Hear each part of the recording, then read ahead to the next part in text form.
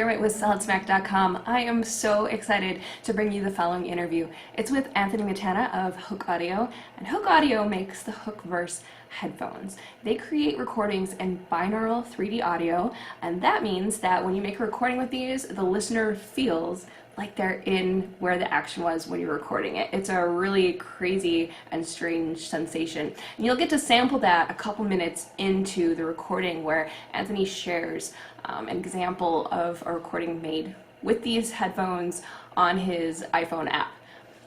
The rest of the recording, though, is not done with this recording method. So the rest of it is not a representation of how the Hooke Verse works. Even if you're not super interested in 3D audio itself, and I don't know why you wouldn't be because it's really freaking cool, but if you're not, if you're in any sort of hardware or software development or any kind of global manufacturing, you're probably going to want to listen to the story anyway, because Anthony, in his endeavor to bring this product to realization, he came up against every sort of roadblock imaginable, whether it was, snafus in the Chinese manufacturing floor, to dealing with Apple trying to get his app in the store, to coming up against bigger players in the market, to even personal problems. He came up against so many obstacles, and any one of these were big enough that it could have just stopped everything right there. And yet, again and again and again, he found a way through them.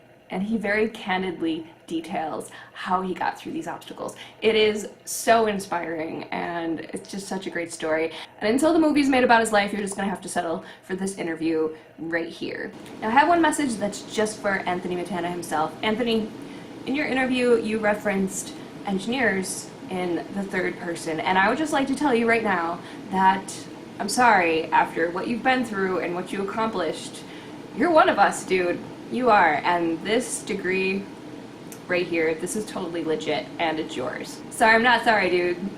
You're one of us. Congratulations, you're an engineer. And without further ado, I hope you enjoy this interview half as much as I did. This is Erin McDermott with SolidSmack.com, and we are here with Anthony Mattana of Hooke Audio. He's the CEO and founder, and he's the inventor of the world's first wireless binaural 3D audio headphones. Thank you so much for talking with us, Anthony. How are you doing today?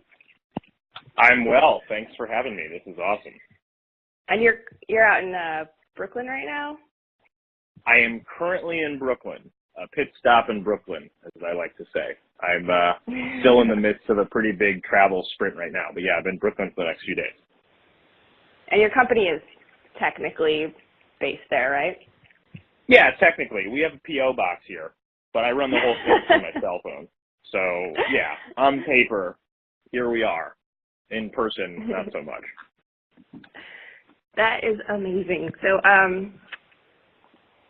first off, let's get everyone introduced to what binaural 3D audio is so that they know what we're talking about here. It's definitely something I had never heard of before I met you, at least right. As far as a consumer product is concerned. I didn't know it was something accessible to all us lay people. And you sent us a video here that we're going to share. Hey guys, this next part was what I was telling you. You want to put your headphones in for the full effect. So get your right one in your right ear and your left one in your left ear and enjoy. This is how we should be telling stories. Now you'll be able to sense where I am spatially as I walk around you, and you'll be able to follow my voice as I continue to walk around you. This is 3D sound. So you just walked around our heads as you were speaking, and we could not only see you, but also hear you, and also feel you. Like, we could feel you walking around our heads. What's going on there? Yeah, I mean, we hear the world in 3D. How does this work? We hear the world in 3D. We don't just hear sound to the left and the right. We hear sound above us, below us, in front of us, behind us. And we're able to localize where a sound source comes from, mainly because of the shape of our ears. Right? If we didn't have ears and have their ability to reflect acoustic pressure waves when we sort of hit our heads, we wouldn't be able to tell exactly where a sound source is coming from. Right? So what I like to tell people is when someone is speaking directly behind you, say they're like speaking right at the back of your head, Acoustic pressure waves are emitting from their voice, and they're hitting the back of my earlobes. And with the basic physics of sound, the first thing to go when a sort of a sound wave or an acoustic pressure wave hits the surface is that the high frequencies are absorbed from that surface, right? That's why, you know, when you have a really loud, noisy neighbor upstairs who's blasting music, all you're hearing is a low frequency because the high frequencies are being absorbed. So when that source, that sound source, eventually arrives at my ear, I actually am like hearing your voice a little duller, right? Like a little bit of the high frequency sort of rolled off. And so my brain can tell me, oh, that person is speaking behind me. Well, when you put a microphone very specifically in your ear and you utilize the way the ear naturally sort of absorbs and reflects that sound, then you have a recording that was a little dull. So when you listen back on any pair of headphones, and that's the really amazing thing about binaural 3D audio, when you listen back on any pair of headphones, the brain kind of plays a trick on itself and says, that person's behind me. So that's why you can watch that YouTube video with a regular pair of headphones and not only feel me to the left and right, but to the front, the back, the front left, the back right, all the way in 3D. Yeah, that's amazing. Like, and you said this before when I got to demo this in the Seattle New Tech Meetup, but you really have to experience it, because just to talk about it is one thing, but then feeling it is like, wow, why are we not already having this in all of our audio already? It's kind of silly that we don't, that it's so two-dimensional.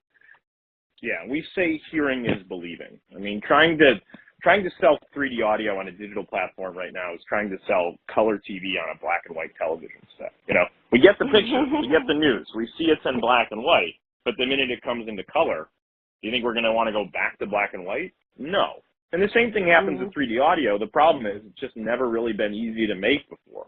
But with the Hooke Verse, it is. So it gets that feeling of people thinking, why the heck would I ever go back? Yeah, and I just made a video recently for my own company, and I couldn't get over how much the audio was terrible after that, because I just experienced a recording with your product. And it's astonishing, and it's something I think that people don't take to heart too closely. That a video with poor audio is no video at all. It's amazing how you can get by with even a little poor video quality, but if the audio quality is bad, you lose a huge connection, a huge emotional connection with your audiences. And when people think of like, oh, that movie was great, they need to remember that half the reason that movie was great was because of the sound. It's 50-50. So it's just, it factors into everything when it comes to storytelling. Yeah, it's definitely something that we don't think about typically, but I guess that's kind of your biggest job right now, is to evangelize this. Yes. So tell us about your background, because you invented this, you brought this all together, but your background is not hardware engineering. What have you been doing before Hooke Audio? I was making sound effects for Broadway musicals. And when I wasn't writing sound effects for Broadway musicals, I was touring around the country writing underscore and like original music for straight plays. Straight plays we consider like non-musicals, stuff that has music under it. I went to school for it. I went to Carnegie Mellon and I got a degree in sound design for theater, and immediately moved out to New York after that and started working in theater. And so I had, you know, basically all of my experience was telling stories through sound. And not just telling stories through sound like in a movie theater where you're just left and right. I'm doing it in a theater where there's 800 boxes that we spin around in a circle to create some sort of effect at some point during the play. Right? So audio in that sort of storytelling atmosphere is crucial. But what happened was I witnessed firsthand not only the very, very limited knowledge my audiences had over the true power that great audio brings to storytelling, but I was very surprised to find how little knowledge my directors and my producers, essentially the people who are responsible for the end result of the production and how it looks and sounds, had over it. So I would, you know, come to the table with some very, very extensive, you know, sort of soundscape ideas and sort of ways to use sound as a character in the play. And I was always sort of met with apprehension or apprehensiveness. So when the directors would go to the tech tables during tech and they'd talk to the costume and the lighting and the scenic designer, they would use very intelligible terms. Like they would talk about color temperature and brightness. and saturation and focus. And they would know these kind of like more prosumer visual terms to express to the designers what they want. Then they come over to the sound table and they'd go, can we just put like a whoosh in there? Like just end the act, maybe just like with a wind blow. They just saw sound as like being like, whoosh, next scene. And it was just like, oh my God, you know, it was like a soundscape man living in a wind blow world. And I was like, how do I stop making wind blows? I just keep making all these wind blows in theater. And it's really hard because I went to school for this. I'm trained in this. I'm a professional at telling stories through sound, and I'm making wind blows. I still have the folder on my desktop. It's all wind blows. And so I'm racking my head here thinking, how do I stop making wind blows? And it kind of dawns on me one night when I come home that, you know, the directors that I work with, even though they haven't had any visual training, when they come home at night, they've got dimmers on the chandeliers above their homes. And they've got candles that they can light to sort of understand, you know, light their houses. And they have that little green box in their phone that allows them to automatically adjust exposure, and they can zoom. And they have all these like really easy to use consumer tools to make their visuals look better, right? I always tell people, like, think of the most amazing thing you've seen and how easy it was to capture and relive it. Anyone today can do that with visuals with their consumer tools. But when it comes to recording sound, we can't do anything. We can't do anything at all. We can't even adjust the mic gain. So, you know, when a director can have the same phone as me and capture a 10-second video right next to me, at the end of the day, she can make her video look a lot better, but she can't make it sound a lot better. And for me, it said, well, no one cares about this because no one knows what it can be. It could be a lot better, right? My biggest competition is good enough. But people are like, well, what I get is that's pretty good. But if you had a world where everyone was capturing black and white photos and then someone had the ability to capture color photos, everyone wants to capture color photos. So we had all these like really amazing, there you go. We've added these amazing consumption, like sonic consumption experiences, but that doesn't get us to care about sound. What gets us to care about sound is sort of tapping into the ego that is in all of us of our social media desires, which is like, I'm going to sound better. And that person doesn't, the next person next to you doesn't want to sound bad. So I'm thinking, okay, maybe I can stop any future sound designer by having to ever make another wind blow on Broadway if I launch a consumer electronic 3D audio microphone company. And that's what I did. That's some beautiful motivation. I love that.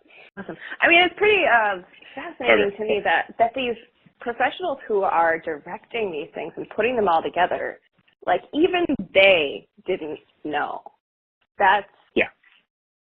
They didn't know about sound beyond wishes. That's amazing. So you have such an even bigger task to try to teach the rest of the world. That's amazing. But yeah, where was the state of binaural 3D audio and acoustics and everything back when you were making this transition into starting your own company, which was when, by the way? 2014. Like, what year was this? Beginning in 2014. Okay. Yeah, I experienced binaural 3D audio for the first time working as a sound designer in theater. And what's interesting about binaural 3D audio is that it's been around since the late 1800s. It's been viable and accessible for over 100 years. The first iteration we see of binaural 3D audio being used is in Paris in the late 1800s when they used a device called the theatrophone. The theatrophone was essentially this head-looking apparatus that had two microphones at the lip of the stage of the opera theater in Paris. And they transmitted the audio signal over telephone lines, like a mile span from the opera, so that listeners at home, they would put two telephone receivers, like speaker receivers, to each of their ears, and they would hear the sound of the opera from the telephone line, and they'd feel like they're there in the opera. So the theatrophone. There's a crazy image if you Google it online of this dude drawn in the line drawing, holding these receivers connected to an opera. It's a very, very crazy photo. But that's where we first sort of saw that. And that's the concept of saying hey, be here. And we always say here, H-E-A-R, be here. Hear what it's like. Don't just hear the sound of it. Feel the sound of it. Experience what it's like to be there, not just a sound, what it actually sounds like. And so the theatrophone was there. The next big iteration you kind of see of it is when Bell Labs Bell Labs around the World's Fair, I think it's in the early 1900s, maybe 1920s, uses this thing called the Oscar sort of dummy head. They promoted it and they pushed it around the World's Fair. I believe it was in Chicago in the early 1920s. And Oscar was, again, it was sort of this dummy head thing. It looked more like a dummy. It had like eyes and eyelashes and hair and stuff like that. But it had these microphones right near each of the ears. Again, utilizing the way the ear reflects the sound so you could record it. And they were walking around recording with it and allowing people to listen back. But a lot of the early days of this sort of audio like this was being transmitted over telephone lines, and people would put handheld receivers up to their ears and hear it that way. Then you sort of see binaural 3D audio sort of take a back seat in the sort of immersive or sound playback world when Disney comes out with Fantasia in what I think is like the 40s with Fantasound. And Fantasound is sort of the early stages of cinematic surround sound playback audio technology. They were the first to sort of do surround sound like that. Multiple channels, they had very specific theaters to play Fantasia, and it kind of kicked off. And arguably, since the 1940s, we've been commoditizing the speaker and the loudspeaker sort of experience up until very recently. Now, there was a small moment in that, in the sort of 70s, when artists were using binaural 3D audio quite a bit. And around the 70s, there was a company called Neumann, owned by Sennheiser, that makes the Neumann KU-100 dummy head. It's a $10,000 microphone, and it looks like a freaking head. It looks like a total dummy head. And it's got the mics in each of the ears, and it's this really pro-end apparatus, and it's really nice, and that's when Neumann kind of came out with it. And at that time, it was interesting because we had a lot of content for the first time in a while that was being consumed on headphones. So up until then, from like Fantasia to the 70s, there was a lot of loudspeakers. And so that kind of maintained the focus. But when this head comes out, this is a time when most people in their homes had like a home theater receiver, like a big receiver, speakers in their living room. And every one of those Denon big metallic receivers in the 70s came with a big can of headphones, or a big pair of headphones. Remember the movie Dazed and Confused, when the kid at the end of it, he sits on his bed and he puts his headphones on and he listens to Pink Floyd? That was the audio, like, listening experience of that time. Bunch of people, totally stoned, sitting on the ground and putting on headphones to feel completely immersed in that sound. And so they recognized that and said, like, a lot of people are listening on headphones. We can do this because binaural 3D audio is best experienced on headphones. So, like, Lou Reed made a whole album with the Neumann binaural heads called Street Hassle. Pink Floyd wrote a bunch of tracks for their album with that binaural dummy head. Even to artists today, like Beck has done stuff, Radiohead, there's some images on the internet of Radiohead and Beck with this Neumann head sitting at the piano. It looks like this weird dummy head. And like last year, Perfume Genius is a big indie rock artist. He used this Neumann head. So the Neumann head was pretty big at that time when they were using it that way, and it was really the only sort of accessible way to capture this type of audio. Then you get into the 80s and 90s, and again, we're sort of back into speakers, and it kind of takes a back seat. Now, that has been changing over the last maybe 10 or 15 years because of the commoditization of the Bluetooth headphones. Now, everyone's got like a pair or two of headphones in their pocket, and they're consuming a lot of content on headphones. So binaural 3D audio makes a lot more sense now. If you go to a tech convention now, where even though the Neumann head has been around for like 60 years now, the Sennheiser booth, they have this whole push. They're like, Ambio, that's the future of our 3D audio. They're demoing the Neumann head for the first time ever. They like have the Neumann out there because they understand that people are seeing this. So that Neumann head is the first introduction I had to this type of audio when I was recording, in the theater. And basically, we were just using the head for like archival purposes. Like you'd like do a recording of the show and it would close and you'd put it in a filing cabinet and never listen to it again. And so I was setting up this head.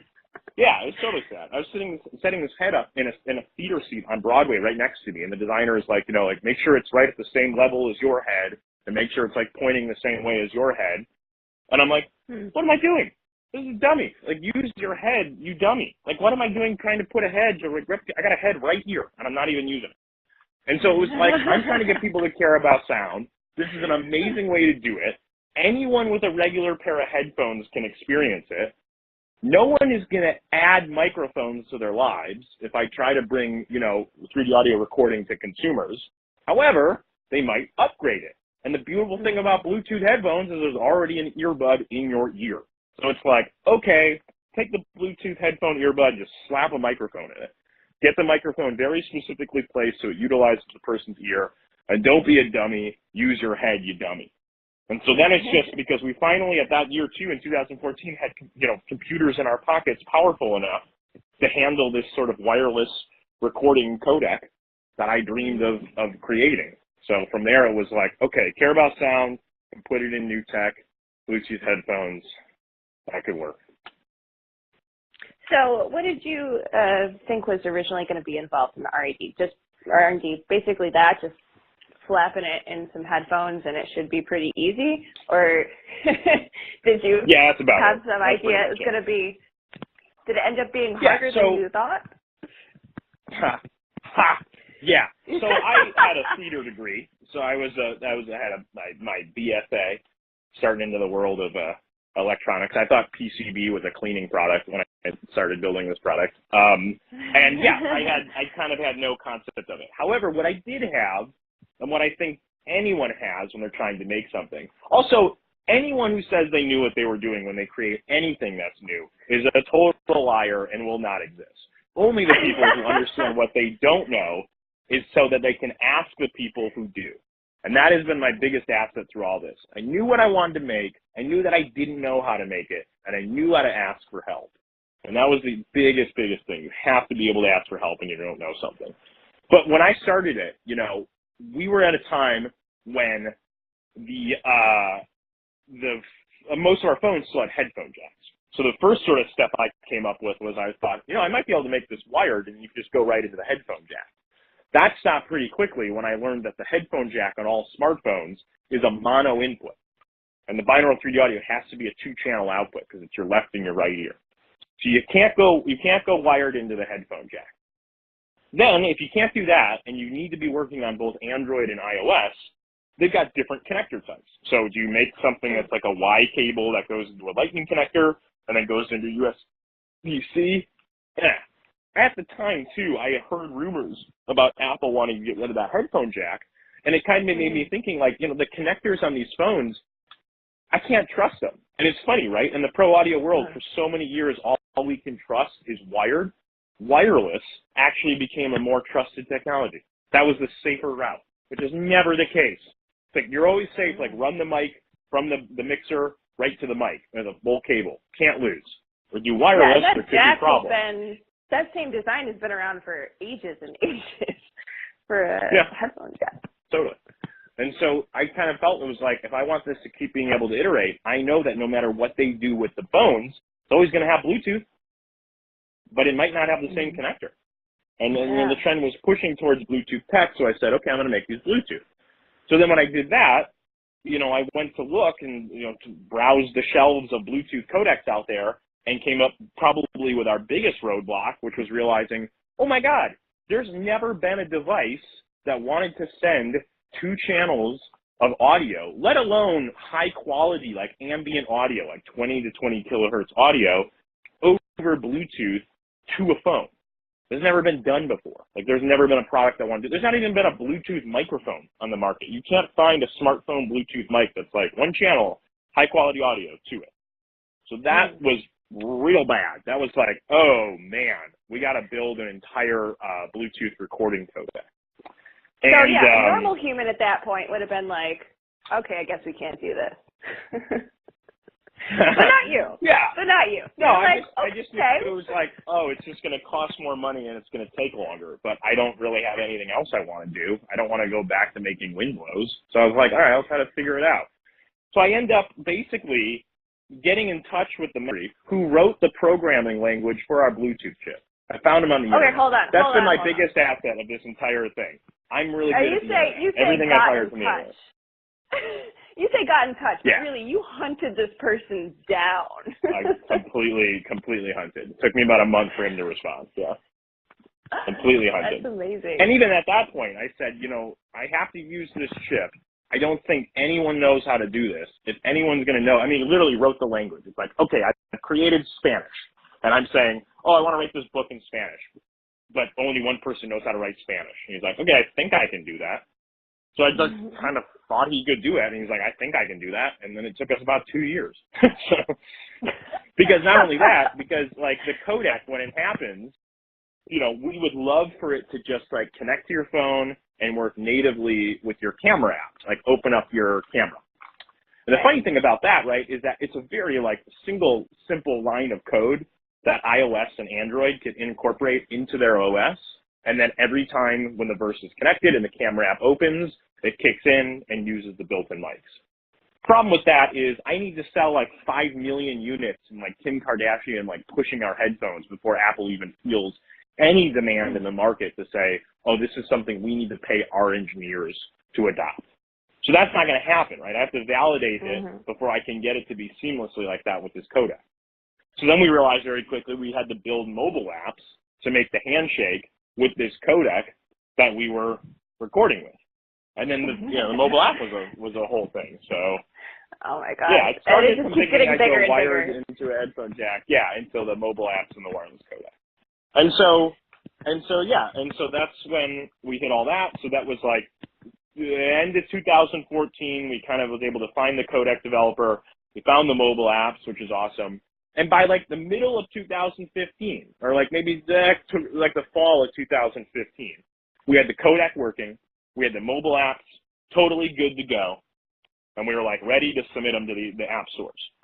So we submitted to Google. When did you do the hardware? Like, did you worry about the software? Totally forgot about that. Also talking about finding people on the internet. So again, our Bluetooth chip is very specific. And in the headphones, it's got a ton of stuff, right? There's no headphone cable. Like think about the cable that runs on our headphones, the one that runs behind the neck. That cable has 2 microphone cables, 2 speaker cables, a power cable, and a data cable all inside of it. It has, I think that's 6, right? The standard like headphone connector cable has just got two cables for power and the driver. But we're connecting a ton of stuff in between those 2 ears. Not only that, but the electronics on the board allows us to do a wired recording. So there's an analog to digital converter inside that tiny little module there. So when you plug our recording cable in, it turns the Verse into a wired microphone if you want to use it like on a DSLR or a field recorder. So I was like, wow, there's not a lot of engineers with experience with our Bluetooth chip, and certainly not a lot that I can afford that are this good at miniaturization. That's when I find my electrical engineer in Virginia on the internet. He's like, I think I can figure that out. And he's just a wolf. He's a total wolf. So we get him a 3D printer. We get him anything he needs. I go to his basement in Virginia, and we just like hack it out. We try to figure this out. So we're working on all the electronics. At the same time, we're working alongside the firmware engineer who is, you know, working with our mobile app team to try to explain them what the mobile app needs. But yeah, I mean, so the headphones are your kind of standard, like they're headphones with microphones inside and there's some special electronics, but it's getting them that small. And, you know, we can get them smaller, and that's what companies do, but they do it with a lot of money. We're like, how do we do this after raising $160,000 through Kickstarter? So we knew that when we went to a factory, we weren't going to be able to partner with them to, like, build this thing. We needed to come to them with a fully realized product, like with the PCB board layout. I mean, the board is like a 12-layer board. It's, like, totally insane. You know, we had to have all this stuff to them so that they could really just kind of make it and suggest alternative parts if they needed to. Because, you know, you go to China to try to develop this. I mean, it's where you should go to make Bluetooth headphones. They make incredible Bluetooth headphone products. And our factory that we work with is unbelievable. It's so awesome. But, you know, every factory in China will go, oh, yeah, we have extensive experience making 3D audio recording Bluetooth headphones. And we're like, that doesn't even exist. It literally doesn't even exist. And it's like, you cannot say that. They just say yes to everything. But so I found a factory that was very good at making sport Bluetooth headphones, because this thing needed to be very sport and contained and like secure, because when the microphones are open, you know, they can't have any sort of cable noise or like flopping. So it had to be this sort of secure sport fit. So yeah, I mean, we built the whole thing with a 3D printer. We did the boards ourselves and kind of figured it out, and then went into mass production. So the product was good there. We had even gotten samples from the factory. We had gotten like our FEP samples, like 35 of them at the like fall of 2015. And we're like, all right, let's submit these apps. We submit it to the Google Play Store, and the thing's available in like a day. They're like, great, awesome, we don't really care, have fun. And Wow. that's like the essence of the Google Play console, right? That's why the Taliban had an app in the Google Play Store for like 12 days before they recognized it. Oh my God. They were just like, oh, you have to use hardware? I mean, whatever. Yeah, just go ahead, have fun. Apple was a very, very, very different story. So this now let me stop you time, right here, because I want to okay. like have everyone understand where, because you launched on Kickstarter at some point during this process. Where did that come in, and then where did the Apple debacle start in relation to your Kickstarter campaign?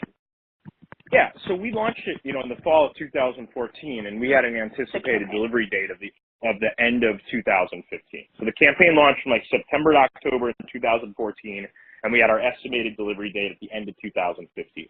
Or maybe we had it in June of 2015. It was like June or early fall of 2015. And for the most part, we were right on board with that. We were online with that trajectory. We had the product done, we had the recording codec, we had the mobile apps ready, and we were submitting them. We were ready to deliver. And then this thing happened. Do you want me to get into it now?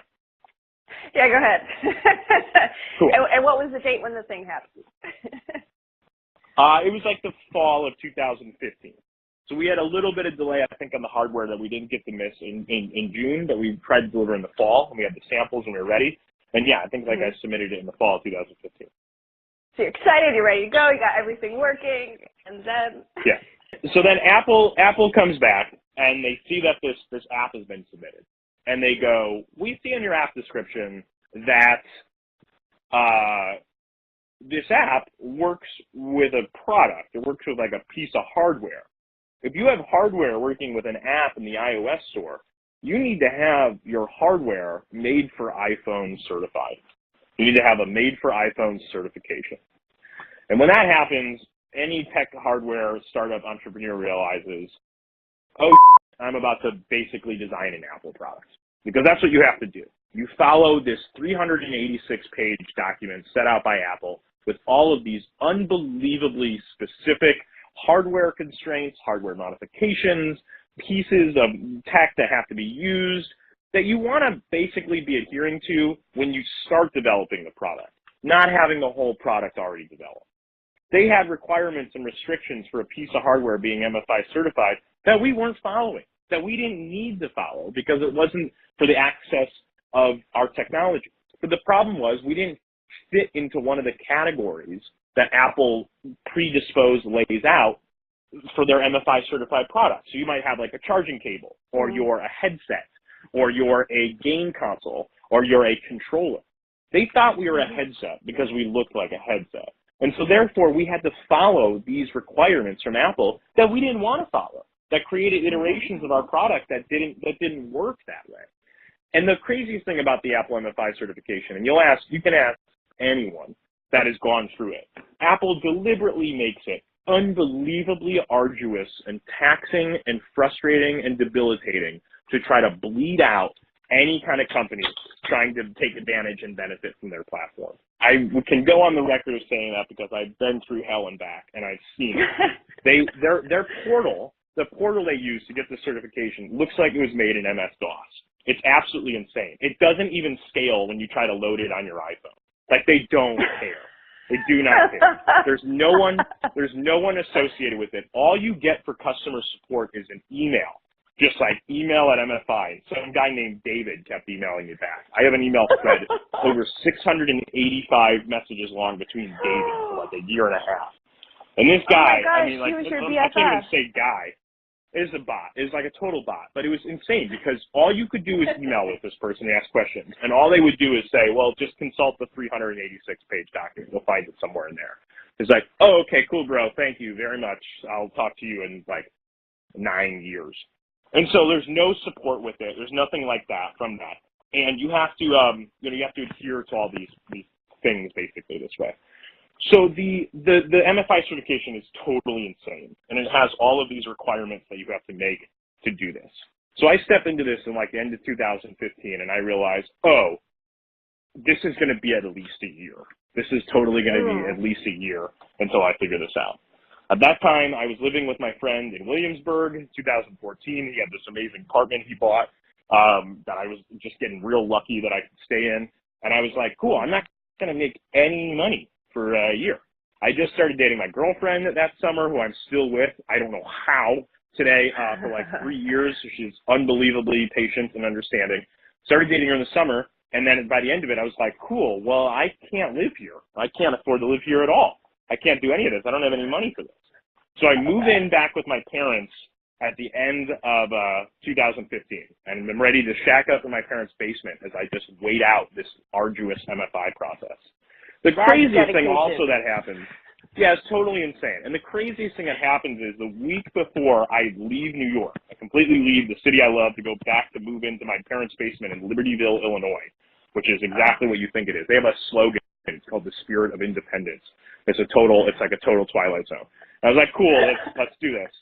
My friend takes me on this snowboarding trip as like a final send-off, like thank you, like, you know, for everything, and like seeing it. I end up completely shattering my shoulder. I break my clavicle, I scrape my AC joint, and I tear my entire, like, all up in my back. I have to have total, fully reconstructive surgery. So for the first 7 months of 2016, as I'm living in my parents' basement, I'm in the splints with my arm. It's like I'm barely able to even type or try to do anything. And then my father gets diagnosed with cancer right at the beginning of 2016 too. Oh my God. So we're all just this like sickly group in this like suburban home. One kid's trying to do this, the other guy's trying to survive. Everyone's fine now. It's pretty awesome, amazing. Okay. So 2016 was like, hey, you want to have a dream? This is how it dies. This is how we kill it. Oh my God. Like, you know, it makes you feel like, you know, if I had a point where it was like, you know, they tell you that if you just don't stop, if you just keep working and you don't stop, no matter what, you can do it. But what I felt with this thing was Apple was like, even if I keep going and I do everything I can, when you are beholden to another brand to give you the green light, essentially, to give you the green light to innovate, to develop, that might be the situation where actually working hard enough and doing everything you can doesn't pay off because you're dealing with competition. You're dealing with capitalist societies. You're dealing with people that try to fight you. As it turns out, that was not the case. It actually was if you keep working, everything sort of works. So that was pretty insane. That was a good lesson. But yeah, 2016 Did you get to a was just point like a where, black hole. Did you get to a point where you were like, you know, maybe I should just give up? Did you have those moments at all? Yeah, like 4 times a day for like the first 7 months of 2016 when I couldn't use my arm. When I was like trying to get into a shower, you know, trying to answer an email with one arm. Yeah, it was like totally insane. It was like, what have I done? This doesn't matter. No one cares. This doesn't care. But it was like, no way. That's not happening. I'm not going to go this far and get beat by freaking Apple. I'm not going to bow down to this. Totally insane. Okay, so here's the crazy part. So they do all this stuff, and they make you do all this hardware certification. They make you do all this. And, of course, you know, there's no resources from any other companies online that will help you. Because everyone's gone through this. It takes everyone 2 to 3 years to get this certification because it's so arduous. And once they get through, they don't want to share their war stories because then it puts advantage, you know, it gives a benefit or advantage to competition. So I'm trying to adhere to all these like requirements that they have and all these things. And the problem with this process is like you have to, first of all, you have to send them all your IP. So Apple has all of my IP. They have all of my codec. They have all the code to my mobile apps. They have all of my drawings. They have everything. If you go to MFI certification, you have to give Apple everything. So from the get-go, they got it, right? But now I have the patent issued, so if they try to come at it and they try to use it, I'm just going to take everything I can. But they got all the IP. So we finally, for the most part, see that, like, we think we've got all the requirements of Apple and we've given them everything they need and we're categorized here and we've sort of submitted it. So they've categorized us under the headset function of an MFI certified accessory. They come back to me and they tell me towards the end of 2016, I think it was like the fall of 2016, they say, your MFI accessory is categorized as a headset. If you see in page 136, whatever, so-and-so, MFI certified headsets are required to incorporate a 3-button array inline in the hardware, you know, a certain amount of length between the earpiece to the button. You know, this thing like the Apple headphones have, the volume up, volume down, pause and play, sort of 3-button thing. Any headset has to have that. And the Hooke Verse doesn't have that because it's designed in a way that you adjust your mic gain and your volume by looking at your phone, like a field recorder. You don't want to be doing it at the headset, and you don't want to have that noise when you're recording. So you're able to do all those things, but you do it from the phone. And I explained to them that that's not how that was designed. That's not what that is. And their response basically was, we don't get it. So at that point, I have no money to completely like retool and redesign all the headsets with a 3-button array. I don't have any money to be able to totally change all that, go through the testing. I mean, you're talking an additional year and retooling and redoing all that stuff to incorporate this 3-button array, all the hardware and software, and at least $500,000 to fix all the hardware and all the software, just to incorporate a stupid 3-button array. Stupid buttons. Wow. Through those stupid buttons. So I had to file this like formal exception request on why Hooke Verse should be provided an exception to pass this doing these things. The response I get back from Apple is, okay, we can categorize this product as other, not as a headset. But if it's as other, it cannot support hands-free calling because it's on a headset. And only Apple MFi headsets can support hands-free calling. So you're other, so you can't do it. At that point, I'm like a shriveled up, like dehydrated, like piece of meat on the sidewalk, and I'm just like, oh my, I don't care. I don't care. You want me to make it blue? You want me to have like fire that pops out of it? I don't shit. Just put the app in the app store. So we launched the product without hands-free calling on iOS, and we're able to mainly put it through.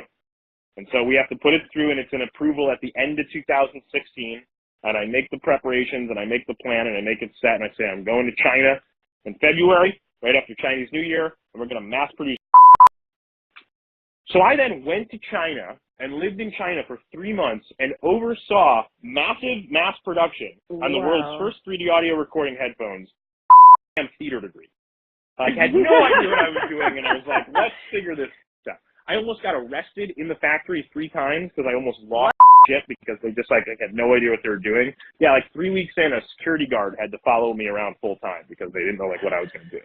They're just like so not used to, like they're used to like Hong Kong-based engineering firms and like big companies like overseeing mass production. And it was just like this kid. It was just like a 26-year-old kid just like flopping around, screaming at people. And so yeah, so then we mass produced it for like 3 months, which took forever because they ran out of supplies and they had a bunch of faulty units. We had this issue when we were in mass production where we had, you know, a 2,200 unit order. And we had about 1,800 units complete. And a big part of lead time when they were working about the materials, but we were so freaking delayed. And they delayed us so much at the MFI testing because we needed so much from them. They're also an MFi-certified manufacturer, so there was a big problem that the factory didn't inform us that this needed to be MFI certified. Like, they should have told us that. They said they had experience with this when they didn't. So they're not in a good place with the factory. And the biggest problem, too, is that the lead time on our battery is, like, really long prepping into mass production. And I remember it was, like, 90 days. And 12 days went by, and our manager went, actually, we got the batteries. We were able to get the batteries a lot sooner. And I was like, that's kind of weird, but I'm totally desperate. Let's do it. You know, it's like, I don't know if that's going to be good, but let's try it. So we make all these units. And the problem also with the units is that, you know, the devices, the mechanics, the plastics, they're not like Snap-on, they're glued. So all the electronics are in these containers, and then they're glued together, very, very closely shut to make it like, you know, sort of water resistant certified. And a friend of mine is living in Shenzhen at the time, designing for Harman, which is a headphone designer, industrial designer. And she had a product, and it was done, and it was like packaged up because we were going to be shipping them individually to the factory. And I was like, I'll hand deliver this product to my friend, because like, that's amazing. I can go there for the weekend. It's going to be the first one ever hand delivered. Let's do it. So go to Shenzhen. I'm there for the weekend. She pops it open. She's like doing it. I'm like not in the other room, and she's like, hey, I think this is broken. And I was like, what are you talking about? And I grabbed the headset, and the battery I can feel it because I can kind of like rattle it. The battery is No. just flying around inside the container, just flying around the container. And so the battery's flying around the container, so it's pulling on the cables, which is pulling the mic from the board, and it's causing the left mic to completely short. Oh my God. And I'm thinking, okay, so they use an adhesive with the battery, but if this is an old battery, it means the adhesive is not strong. And if the adhesive is not strong, all of these things are going to pull off the plastic and pull on the cables. So I go back to the factory the next day and I start ripping open boxes and all the units and I start popping them out. And like 90% of the units all have wiggling batteries inside. Oh my God. So the option is to like have to order completely new plastics, which will take over 6 months to do because they're totally custom made plastics, as well as all the new parts, like the new battery, the new speaker, the new microphone. We're talking a 9-month delay in March. And most of the products are still working, but the battery is loose, but we'll know they won't work after like a month if this occurs. And I'm like at a loss for words of what I can do here. And I'm freaking out, and I'm like going back to the hotel, and I'm like, that's it. I beat Apple. I beat the world. I didn't beat the adhesive on a battery. That's how this ends. This is how it's going to end. It's going to end with me losing the battery and not having any, ability to do it, and we're going to run out of money, and that's it. And I'm going to go live in my parents' basement. I'm going to go work at a Chick-fil-A, and it'll be good because they have health benefits. It's like that's going to be it.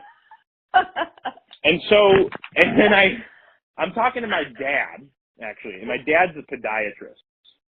And I'm talking to him like late at night. He just woken up, and it's like late for me because I'm in China.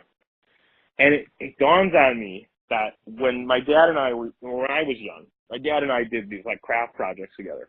And he used to use like a medical syringe, a type of medical syringe that would inject glue to things that we were kind of working on. He would use it as like a glue, sort of glue injector. I don't know, it was a strong glue, but he'd use a medical syringe for it.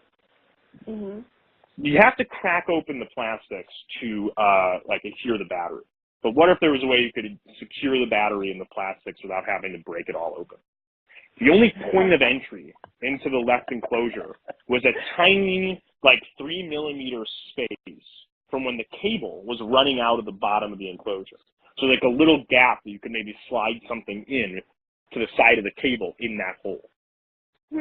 I buy a pneumatic syringe, like on Chinese eBay, get it to the factory, and we start filling up these pneumatic syringes with like industrial strength glue and like timing it, because we can't see what we're gluing. We have no idea what we're just throwing glue into. We're just jumping it in. But we're saying like, okay, let's turn on the pneumatic drill and we'll set a timer for 10 seconds.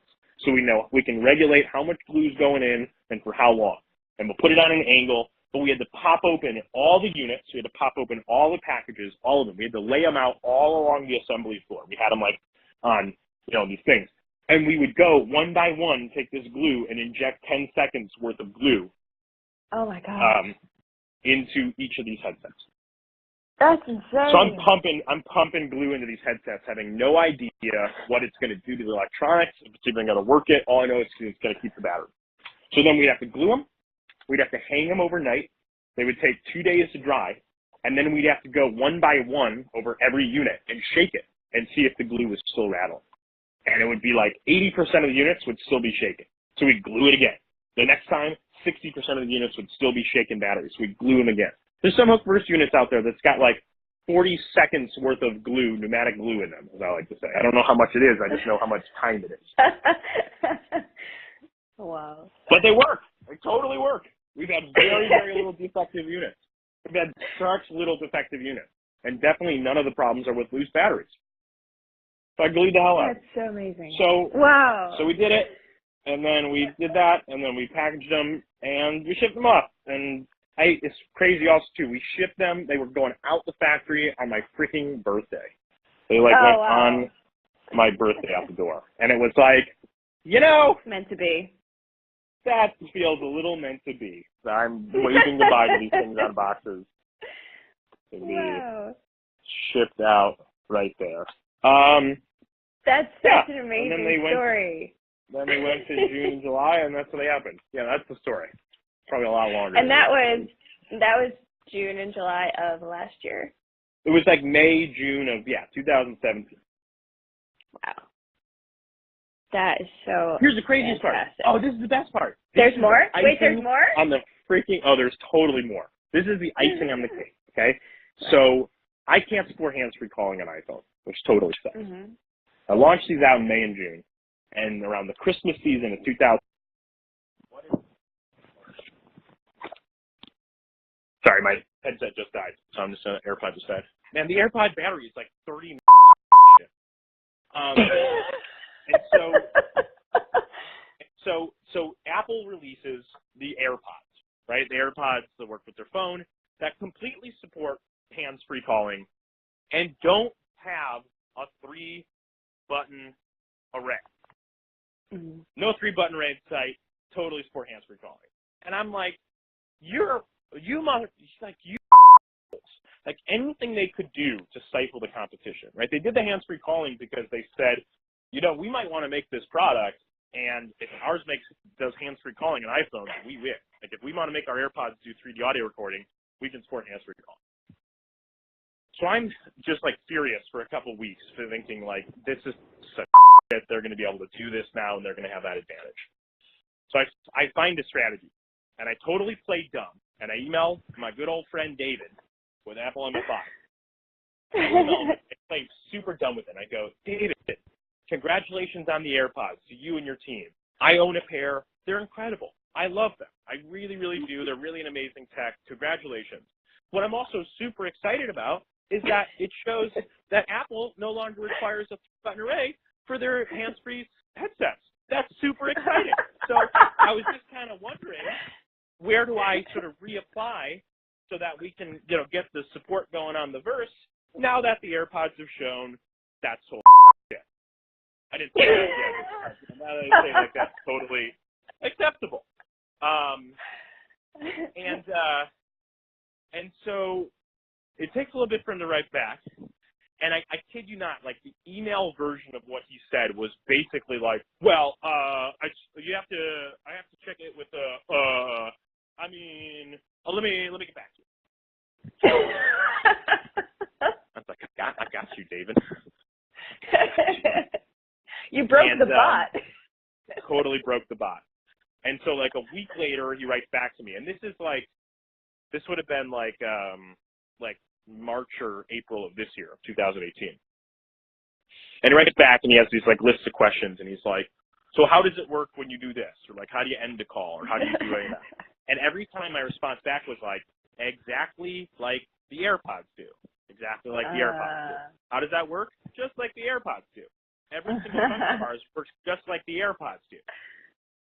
And after like a month, then, again, it takes them forever to frickin' do anything. It's like they have to send it via carrier pigeon to somewhere in Spain, and it has to come back.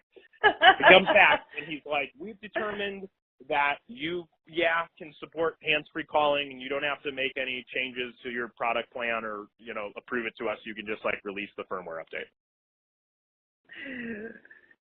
So the biggest process with the 3-button array and the hands-free calling that lost me 9 months completely became useless and not necessary once the AirPods were released. It was a total tactic to just block me. And they couldn't get out of it because they had done this with this product. Evil. That's Evil. amazing. Maybe, so but, it's a credit to you, though. I mean, I guess. Not only are you persevering, but you're very, very clever about how you're persevering. Yeah. Well, you don't really grow a business in 2018 just being by the book. There's way too many monopolies in this world. You have to find a way to be scrappy. Honestly, it's my theater degree. Every entrepreneur should go to theater school. You just got to market your product very quickly and learn how to get said no to just constantly all the time. And so that's okay. So that happens with the certification. What was I going to say? They support that. They did that. And maybe that was it. I think there was one other thing. I don't remember what it was, but that was. Anything about the app or? No. Not too much. I mean, essentially, when we released the app, it was working very well, and for a while, some of the, like, right when that happened is when Apple released iOS 11, and iOS 11 had super huge issues with, like, Bluetooth connectivity, and there was a big issue because they were trying to support it with the AirPods, and so immediately, everyone thought our product, like, they thought it, like, was totally faulty and broken because of Bluetooth, and we're trying to explain to them, we're like, no, it's a problem created by Apple and their OS. And of course, customers are like, oh, yeah, sure, blame Apple. Like they did something wrong. Apple is pristine. They're perfect. They don't mess up. What about Apple Maps, huh? Yeah. What about Everyone seems to forget about Apple Maps. Ever heard of a little device called the Newton? Didn't think so. Freaking Palm Pilot knockoff. So yeah. So the mobile app has been out. We've been launching it for the last year. And, you know, no one knows what binaural 3D audio is. So that's the thing, right? No one can understand it. But the crazy thing is I go to these events. I try to go to as many events as I can. I try to do as many demos as I can. And hearing is believing. I roll up to the events with like 6 units in my carry-on, like a guy with mixtapes in his trunk, and sell them in person. I'm just selling them out of my suitcase. I'm on a list with PSA because my carry-on bag contains 17 lithium-ion batteries. Just like all of the lithium, it's just batteries. Where, like you gave us the great back history, but today in 2018, let's just start with your product, the Hooke Verse. Where do you see most of your customers using it? Where is this used now? What recordings are being made? So we have a playlist on our YouTube channel called Best Hooke Verse Videos, which are all like videos made from our customers all around the world who might tag us, and then I add them to a playlist. Cool. So you can see the kind of stuff that people are recording with the product out there in the field. We say that most of our customers are anyone who's bought a microphone in the last 5 years. You know, they're like a journalist. Really, journalists are big. Journalists making podcasts, going out in the field and recording, that's a big one. Filmmakers, you know, bedroom musicians, which is now like every musician's bedroom musician. You know, audio engineers or record producers.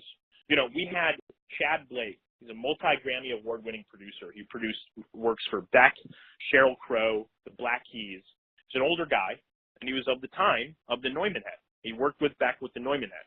This guy knew all about binaural. He used to put microphones in each of his ears, like this like handy like DIY mic rig to get binaural.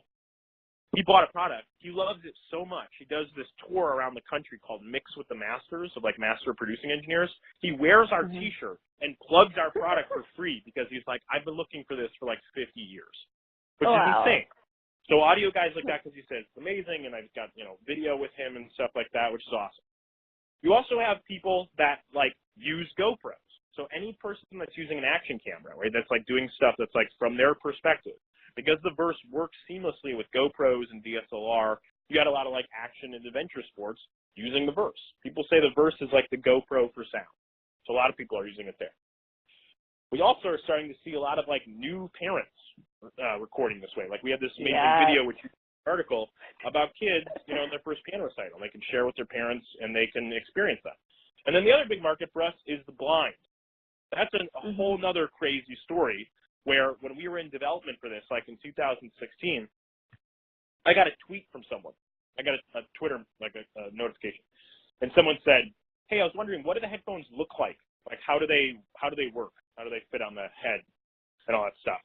And I'm thinking, like, this is ridiculous. You do a Google image search, and there's like 500 photos of this product. I don't know what this freaking looks like. I'm like, what an idiot. And so I, of course, don't say that. I respond back, and I say real politely, I'm like, hey, you know, you can just go to the site, and you can see a photo here, and then we got a gallery page here. And he responds back immediately, and he was like, no, I'm totally blind. I'm 100% blind. And within a minute, Aaron, I had like 50 responses from people being like, yeah, so are we. Oh, we're so glad we're talking with you. We learned about it here. And they post this link of this forum. It's called Apple Viz Forum. And it's for Apple iPhone users who are visually impaired. And what I learned very quickly is that blind people have been using binaural microphones for decades. It's how they record their home videos.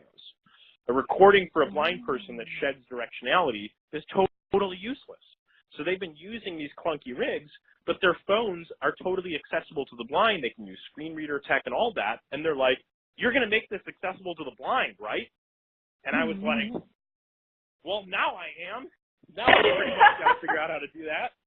So that if you open up the app with voiceover turned on or talkback on Android, it's a totally different app. We had to figure out a way, how does a blind person adjust mic gain on a touch interface when they can't see it? And we did that. And we partnered with the Perkins School for the Blind, and I got invited to their gala in March because I did this. And the mic is totally accessible to the blind. And it's awesome. That's so cool. It's awesome. I've met so many blind people. One of my friends now, his name's Justin, and he was the guy who originally tweeted out. I talk to Justin once a week. We've gone on a trip together. We went to Orlando together for the National Federation for the Blind conference. It's like one of my best friends. We bonded just on our love of sound, nothing more. It's like, it's incredible. And he beta tested the app, and he made sure it was always working, and he put together a team of blind people. I was on a group text chat with 6 blind people beta testing this product.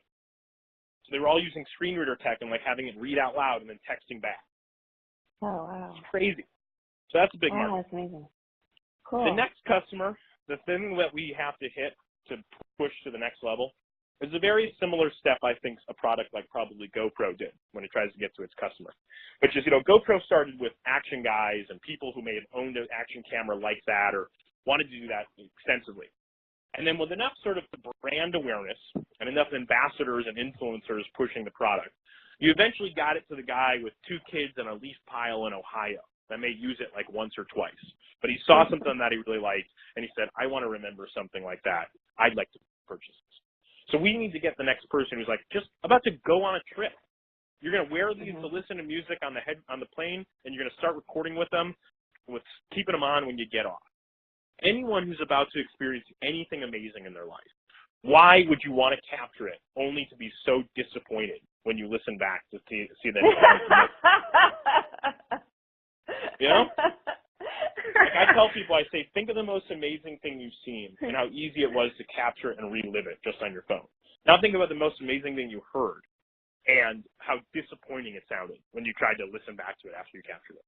If I can instill that idea in the customers, I can sell 50 million units easily. Wow. That's cool. So I have a couple crazy ideas that I came up with that I want people to start recording with so that I can experience these recordings myself. Okay.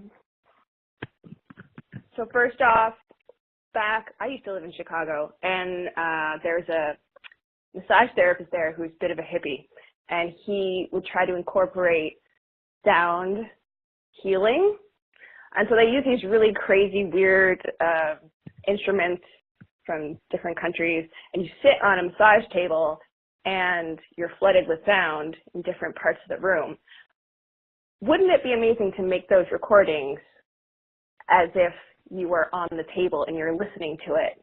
It would pretty much be the same experience if you're listening to it at home versus going to a massage table room. I know that's crazy, but yeah, exactly. No, it's all that. Sound therapy all of for these hippies? Experiences. Yeah. Yeah. No, it's all that. Totally. All right, next one. 2 words. Audubon Society. You're training your ears to figure out bird calls. Like, if you're just using it with one mic, that's not going to be actually how you hear it out in the real world. So, yeah, probably anything where people are trying to train their own ears, you're going to want to record those things how you actually hear them, right? Yes. I always joke that I wanted our first national television commercial to be solving the case of who shot JFK. The whole dilemma is where the frick did the bullet come from, right? It's captured on a home video camera. We have no idea where the bullet came from. If you had directional ability to know where that bullet came from, case closed. Yeah. Yeah, and if people start wearing these all the time and recording them all the time, it'll totally change how, just like with news now. Like police brutality has been exposed because of the ability to have technology right in our pocket. What happens when someone completely becomes proven innocent in a court of law on a police brutality case because they were like, well, police didn't hit him. But you had the ability to, the localized information to know that the blow came from the right or it came from the left. There's going to be data that is provided to protect someone. which of course will probably also then be used by evil for someone who does it, but that's how it goes. Like, you know, police, I will never sell this to police with body cams. I don't care how much money the government will offer me, and they'll offer me a lot of money. This is not meant to have in police hands. It's meant to have in the consumer's hands.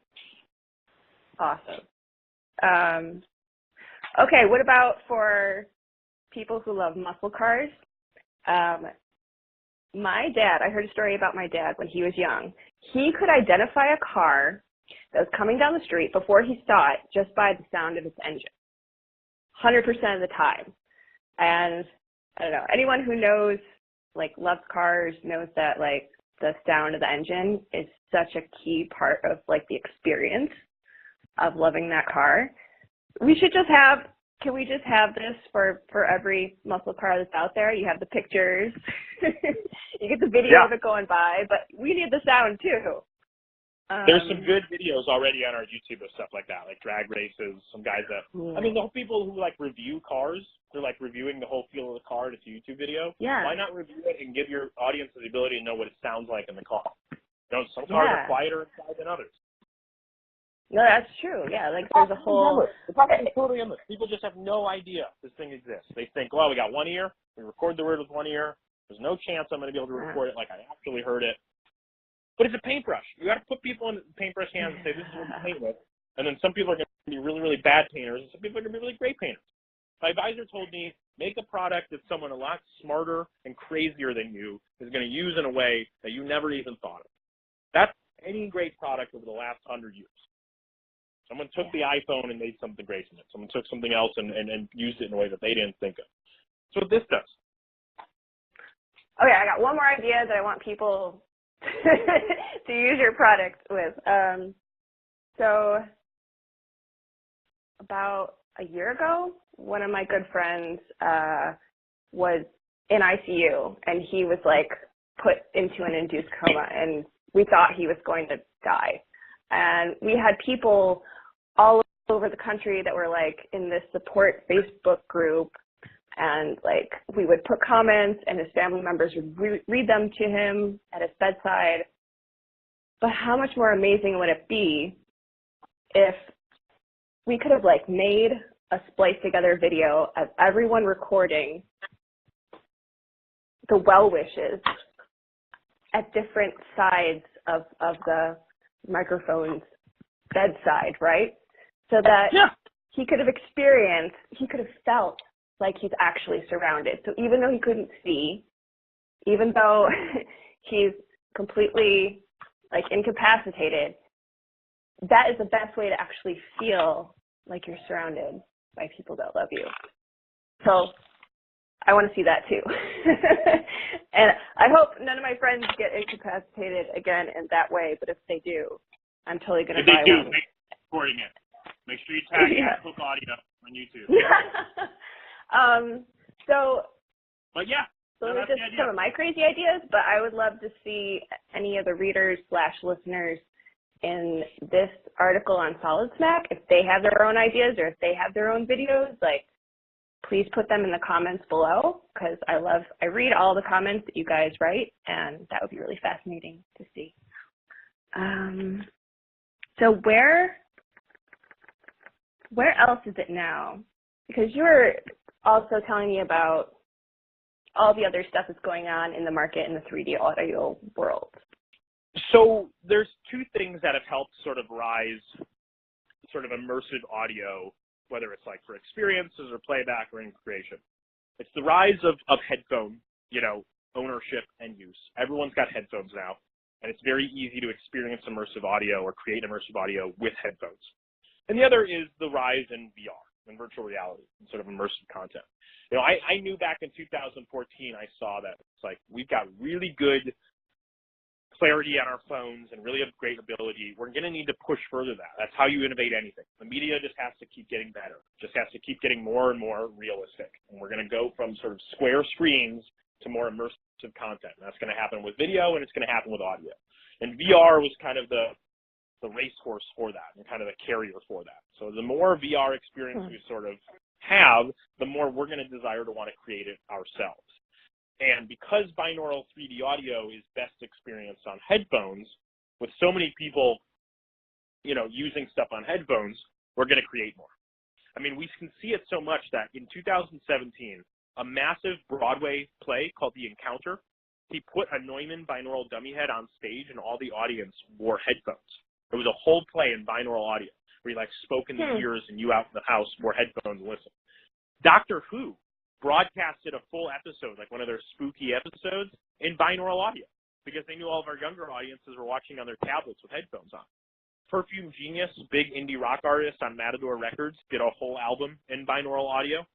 And you have like these award-winning podcasts now using binaural microphones to record it because all their listeners are listening on their phones. Like 60% of YouTube content now is consumed on mobile. And you can only assume that 80% of that content on mobile is being experienced on headphones. So, you know, anyone who's like thinking about like recording tech or playback tech is thinking about the next step of audio, which is immersive audio, spatial audio. You can see that with Sennheiser. Sennheiser has released the Ambio line, which they have this Ambisonics microphone. They've got a binaural 3D audio headset.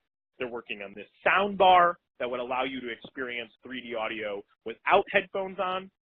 There's a company called ComHear that had a very successful Kickstarter project that also is a sound bar that would allow you to experience binaural audio without headphones on. And that's a big step here because, you know, you don't want to have to put on headphones to experience this all. You want to be able to do it from a speaker, and that's happening. You know, companies like Waves. Waves is a huge audio plugin, created the Waves NX, and it's this sort of module that you can clip onto your headphones, and it allows your audio when you play back to be sort of spatial, like the audio image moves with you. So like if you're looking at a guitarist, he feels like he's in the center of you, but if you turn to your right, he's going to be more prominent in your left ear. So Waves had this like playback thing. It's a company called 3D Sound Labs who had the same sort of module and also had a plugin on Pro Tools that would allow you to create that way. Dolby created Dolby Atmos, and Atmos is this like algorithm for their surround sound they call the 3D audio playback. And DTS has I think it's DTS-X as their 3D audio codec. So you're seeing even the major audio companies jump in with their own sort of 3D audio solutions. And I have a really good infographic that I update monthly on our blog, which you should definitely include in this article, where we update monthly all the companies making products in this space. So arguably, you know, even like the new GoPro, the latest GoPro, they have this claim, they say it's like it captures 360 sound, which is like kind of just stereo audio, and they kind of like upped it to make it sound a little more spatial. But a lot of these companies are realizing that, like, we can't just keep going just making clear audio. We need to make something new. We need to make something the next step. And this is the next step with it. So you're seeing this market form of, you know, headphones that do 3D audio playback, speakers that do it, algorithms, microphones, handheld microphones, wearable microphones.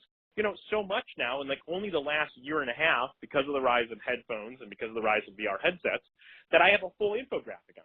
Also so much that our first sort of market research report came out showing that the 3D audio market is anticipated to grow to over $16 billion by 2025.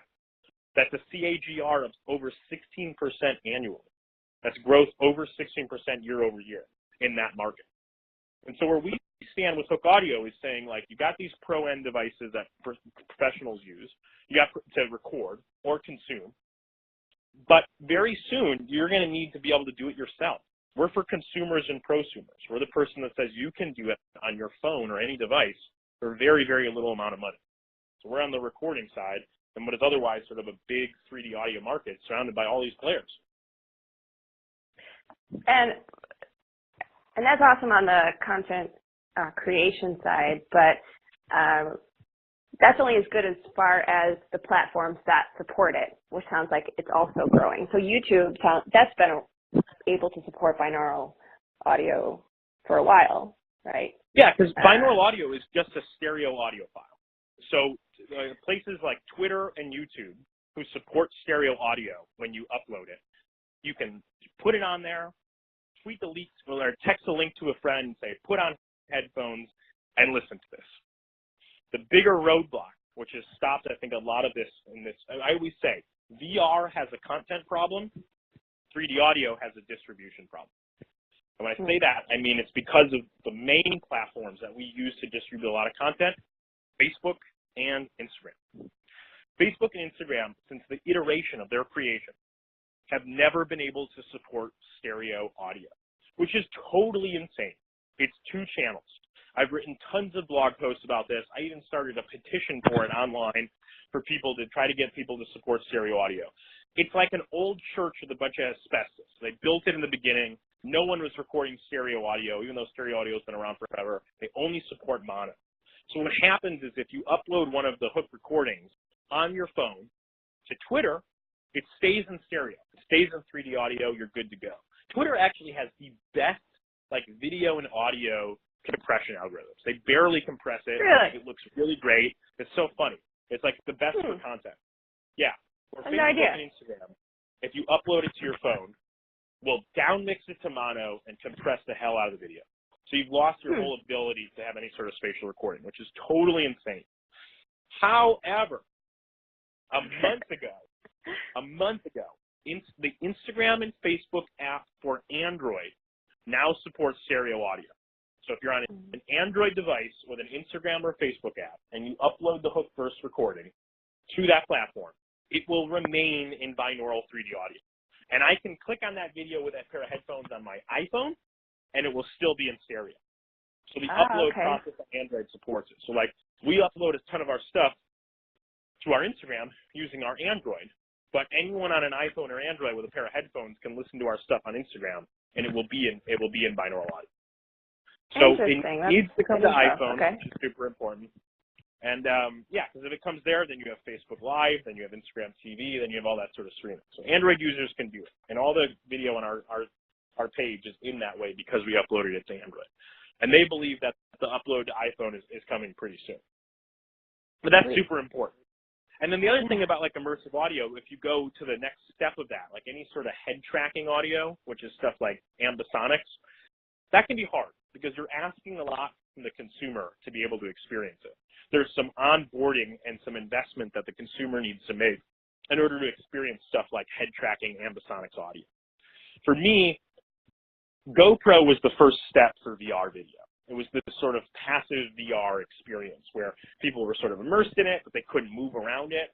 And I had many people tell me when they first experienced VR, they were like, oh, this is like a GoPro video that I can move my head in.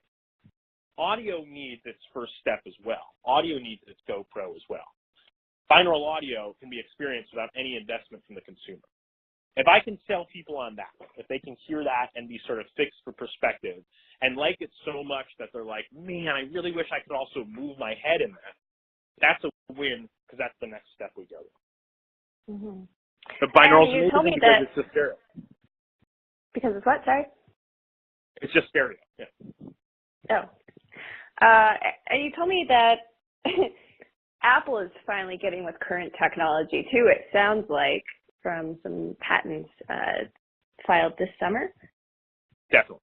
So that's what's also really gonna shift this movement is, unfortunately, as much as I hate it, when Apple jumps right in, right? I like to tell people that, Bluetooth headphones were around since 2001. They started coming on the scene 2001, 2002.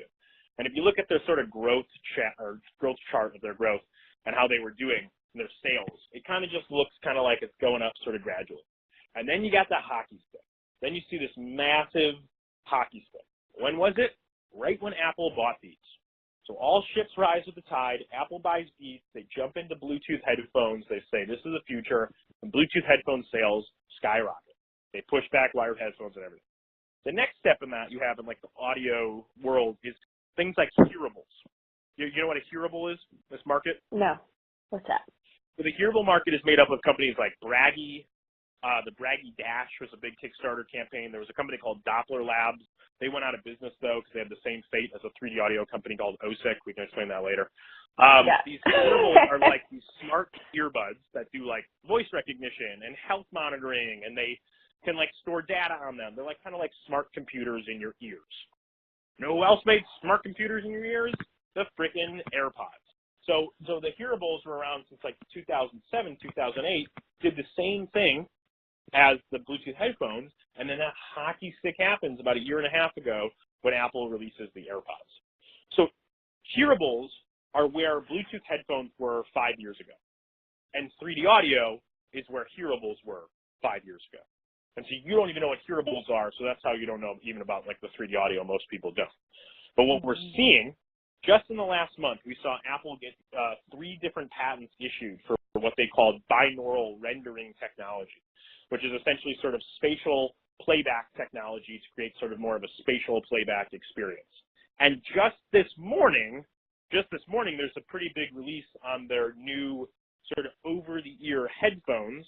I haven't read the full release, but a lot of what they're talking about is transparent hearing, kind of an experience where you feel like you're hearing it, but you're not even wearing headphones.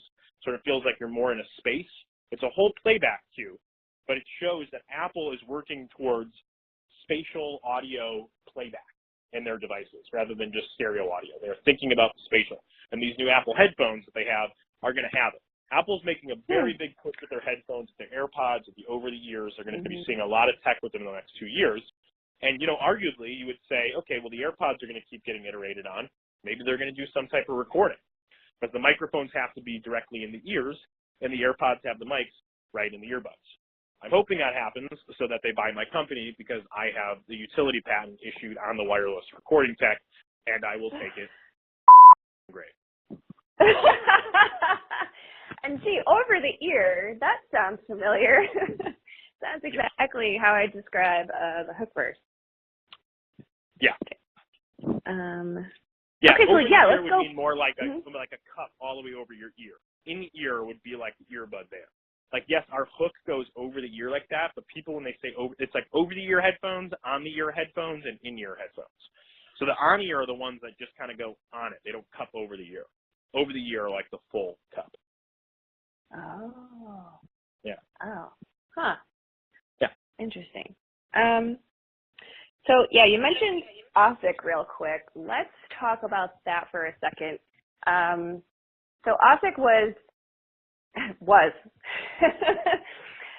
a company that was trying to make a really crazy VR kind of 3D audio device, and they crowdfunded on 2 different platforms. One got over $3 million worth of funding. The other one got over $2 million worth of funding. And with your Kickstarter, you only asked for about $100,000, and you got like $160,000 at the end of that. Is that right? That's correct. And with their over $5 million, OSSIC totally closed its doors just this year. And you, with your $160,000, succeeded. So just that don't there, forget the additional over $2 million they raised from Indiegogo, and then probably all the individual investment they raised with like friends and family. Like, there were a lot of reports, and there were some screenshots that people took of like employees saying like, my family invested a bunch in this too. We're hurt too, and they were like trying to respond back to an angry Kickstarter. So people argue it's probably closer to like 8 or 9 million in funding. That's insane. So Totally. from my outside perspective, not in this industry at all, but I had just written an article about the engineer's curse, and that is when you're working in engineering and things, when they're not perfectly designed, even if they're in other aspects of your life, you become like hyper OCD about things. And sometimes these are details that don't even matter. And so from my perspective, it sounds like the engineer's curse happened to OSSIC, but to like a $6 million or $9 million level. And yet you, because you came from a background of, you know, the user experience. The show must go on. Focus. Literally, the show must go on. Yeah. Well, I think it sounded like you were more focused on what are people actually experiencing, and like, what is the biggest bang for the buck? What is going to make the biggest impact? And as someone who was designing sound for so many years, that was your focus. That's how it looks like for me. I want to hear your take on the whole thing. It's no coincidence that the majority of engineers are pretty out of touch with the human psyche, with like what humans do. Ouch! Consider your audience, I'm Anthony. just totally saying. All right, you cannot include that, but that's what these people did. They were completely in a lab. They were in a vacuum for years. And this 3D audio tech has been around for a while. No, it's true. They We're out of had touch. access to it. it's not that you're out of touch. There's a lot of great tech out there. There's a lot of great ideas out there. That doesn't mean people want it. And it's hard to know if people want it or not when you're stuck in the lab with a great technology and you haven't sort of pooled your market. And it's especially hard when you've done something and it's seen that people do want it. What they realized was that they probably would have been okay with a little bit of an inferior product because people wanted it rather than nothing at all. OSSIC let perfect get in the way of good enough, 100%. I always like to think there's a really amazing quote by one of my favorite directors, Werner Herzog. You know Werner Herzog? He's written some really, really crazy films. He's a German director. He's totally crazy. And he says, films are not finished, they're abandoned. They're totally just abandoned, which means you're never going to be able to make the exact product you want. You're never going to be able to do every single bit you're going to. You're going to release the mobile app, and there's going to be 30 bugs that you never even thought were going to be there. But you got to abandon it. You got to let it go. And OSSIC didn't do that. They tried to make this pure, superior, premium product, when in reality, if they realized what their audiences were looking for, they would have been happy with half of those features rather than 0 of them at all. When we had a big delay with the Kickstarter, I had an ability to sort of push it, not have the iPhone app, just get it out there and put it there. But I knew what people wanted from it, and so I waited on it to make sure it was right. They waited way too long. They let way too much in there. And also, I think they had no idea how to use their funds. I think they were not business-minded. They were a bunch of engineers, and they blew through a lot of funds. I went to a few parties that they had at CES after their successful Kickstarter fund. No product launched, but they rented a whole house in Las Vegas and had this big party at it with all this branding and all this logos, and it looked great, and they had the demo, but like, when's it coming out? And, you know, and they would often give me a lot of bereavement. They would give me a lot of criticism because they felt our product wasn't a pure 3D audio product. The problem is, no one knows what a 3D audio product is because the 3D audio product doesn't exist. They can't dictate what a 3D audio means if they don't actually ever make it and define it. But they felt, oh, it's not pure enough, it's not simple enough. And I said, of course it's not. You gotta launch to get feedback to make it better. Like the amount of bugs we had in our mobile app that I could have never found in our vacuum once we launched that came from our customers was allow us to make the product better. But these guys, we don't know how much they spent to even get the funding that they did on Kickstarter. I know they had very beautiful branding. They did very well with their models and their fonts, and you better believe that was spent. I think they brought on a ton of people full-time. They had interns. They had assistant engineers. Right? It's just been me in my parents' basement. I don't even pay myself a salary. I don't have any employees still, and I've been launched for a year. I mean, I don't make any money. I just cover my expenses. But you have to do that. Like, you have to do that if you're trying to generate a market. And they spent all this money up front, and they did all these things, and they ran out of money. And you know what? I think the tech was really good. I demoed it. I saw it at CES. But I also know what demoing a prototype is like. It can be really amazing, and then you can go to mass produce it, and all the batteries don't have glue on them. So it's like a totally different product. So it's frustrating because, you know, they bashed me and my company for many years as they were sort of sitting on this high mountain because they raised so much more money in Kickstarter from me. They got really great press from it because of it. And, you know, at the end of the day, they didn't even launch the product. And the worst part about it is that it puts this face on 3D audio, and it makes 3D audio just look like 3D video. Like, it's this total sham. It's this total gimmick. And it's like, whoa, 3D audio. You know, and people are really burdened by that and hurt by that. And there are a bunch of people who back that. And, you know, these backers on Kickstarter, they backed like over $400 for this product. For me, we sold the Hooke Verse for $89. $89 and $99 for the tier for the backing, and they did $400, which means this thing was probably going to cost like $750 retail, which is also totally insane and shows the out of touch of engineers. Who's going to pay $750 for these headphones?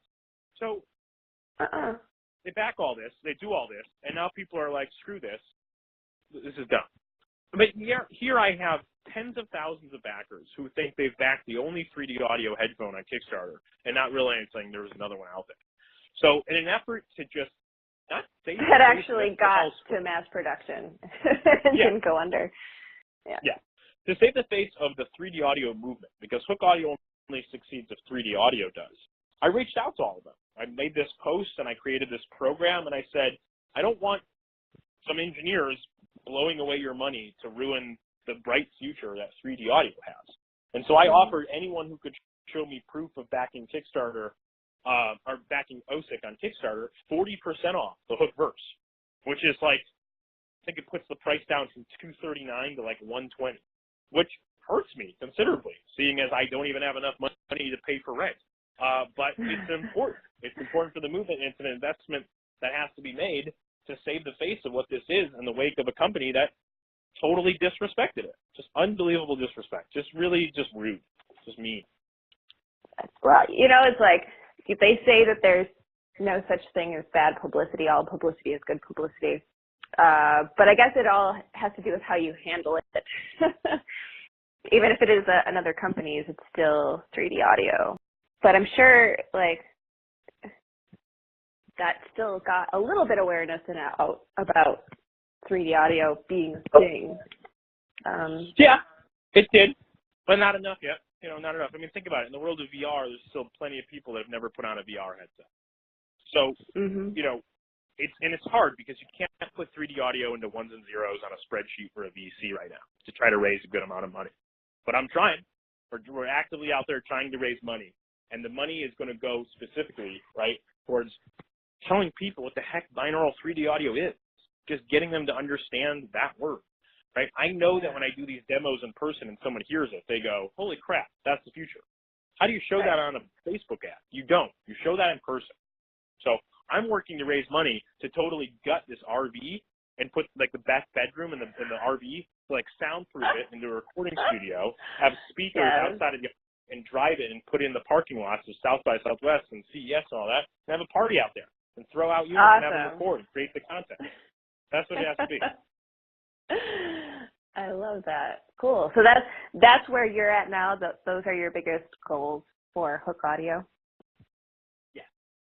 This does not succeed without market awareness, without brand awareness and educating the market.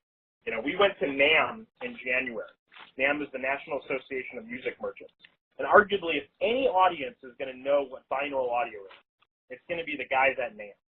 And I was super surprised because I went there and I said, these guys know what binaural audio is. It's been around for a while. These are microphone guys and musicians. I'm going to sell them on Hooke Audio. And it ended up happening. Like 70% of the people there did not know what binaural audio was. And so I ended up selling them on Hooke Audio, which they thought was binaural audio. So I have this opportunity to be the face of this type of audio in this new generation for, you know, devices that we record this way, but I have to put awareness behind it. I just want to mention your blog on hookeaudio.com because there's so much content you've put out. And like you said, you've been kind of chronicling your progress through the years. And it's not just about 3D audio. It's about kind of like, I saw one recently, you just won a competition and you're telling other people like the best points that you've learned how to pitch for competitions and stuff. So there's tons of content on there that has lots of different audiences that would be interested. So that's hookeaudio.com, and Hooke is HOOKE audio.com/blog.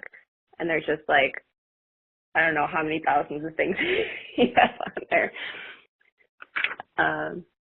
Is there anything else you want people to know? 3D audio is best. 3D audio is the best experience in person. So much that if you buy the headset, we offer a 14-day, no-hassle, money-back guarantee. I'd want to be in everyone's living rooms to demo this headset, but this is a way to get people to do it. So you buy it, you go, that's not that cool, send it back to us. I'll give you a full refund, but you have to hear it. Take a chance on us. Take an opportunity to see what this is. You will not be disappointed. Your ears will thank you, I promise.